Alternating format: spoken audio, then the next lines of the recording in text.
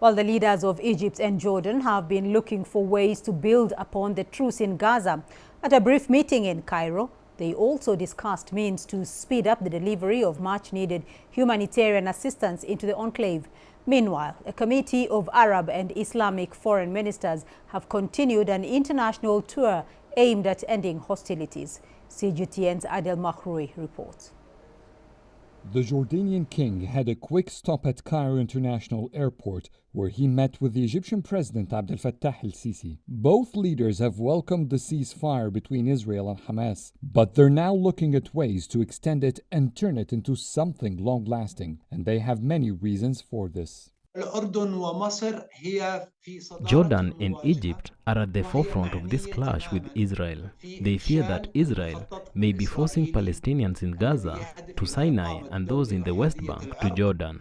Since the breaking of this crisis, the two countries have been coordinating every move they make together. That's why the Jordanian king paid many visits to Egypt to end this Israeli aggression. This time, the two leaders want to ensure the ceasefire lasts for long. Egypt and Jordan both insist that the flow of aid into Gaza must be sped up during this brief window of opportunity. Sisi and Abdullah also condemned Israeli actions in Gaza. They said the, quote, collective punishment and forced displacements were bringing severe suffering to Palestinians. Meanwhile, other efforts are ongoing to push this agenda. The foreign ministers of the two countries missed their leaders' meeting on Wednesday. They've been touring the world, starting with China and then moving to the UK and France, where they met President Macron.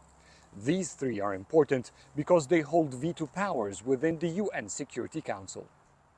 Accompanied by counterparts from Saudi Arabia, Palestine, Turkey, Indonesia, and Nigeria, the delegation has been trying to convince these powers to push for a lasting ceasefire.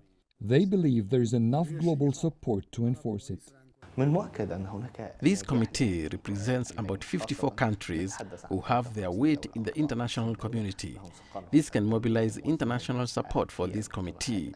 Add to that the 120 countries who supported Palestine in the UN General Assembly. This shows that there is growing support to the Palestinian cause, and the ministers want to translate that into action.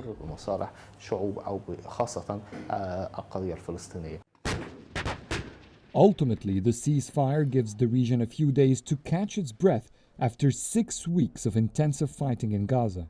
Due to their geographical position, Egypt and Jordan have been deeply impacted by events, but they also recognize their responsibility to push as hard as they can for a long-lasting truce and a political solution to the crisis. Adel Mahroui, CGTN, Cairo.